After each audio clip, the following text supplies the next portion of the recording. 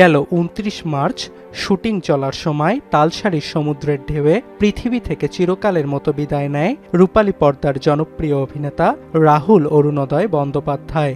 অস্বাভাবিক মৃত্যুর পর থেকেই প্রযোজক সংস্থার গাফিলতির অভিযোগ এনে তাদের বিরুদ্ধে আইনি ব্যবস্থা নেওয়ার দাবি জানিয়ে আসছিল ভক্ত সমর্থকেরা।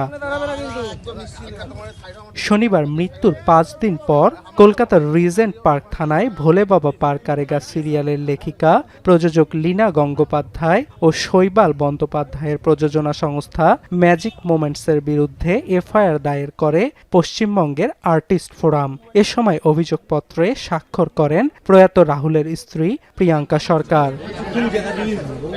থানায় গণমাধ্যমের সঙ্গে কথা বলেন West Bengal motion picture artist ফোরামের সাধারণ সম্পাদক শান্তিলাল মুখোপাধ্যায়। সুষ্ঠু তদন্তের দাবিতে আমরা এফআইআর লঞ্চ করেছি, এফআইআর করা হয়ে গেছে। এ সময় আরো উপস্থিত ছিলেন প্রসেনজিৎ চট্টোপাধ্যায়, ঋতুপর্ণা সেনগুপ্ত, চিরঞ্জিত চক্রবর্তী, যিশু সেনগুপ্ত সহ টলিউডের একঝাঁক শিল্পী।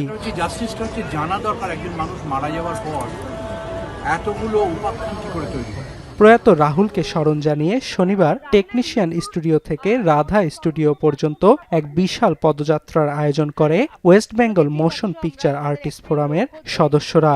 সত্য সামনে আসুক এবং আমরা চাইছি সঠিক বিচার তার পরিবার পাক। আমাদের দৃঢ় বিশ্বাস যে ইনভেস্টিগেশনটা থারো হবে এন্ড আমরা রাহুলকে জাস্টিস দিতে পারবো। রাহুলের মৃত্যুর সুষ্ঠু তদন্ত ও দোষীদের শাস্তির আওতায় আনার দাবি জানানো হয় পদযাত্রা থেকে। এখন কলকাতা। শিয়া বাটার ও ভিটামিন ই সমৃদ্ধ লিলি বিউটি সোপ, তারুণ্যময় উজ্জ্বল ত্বকের জন্য।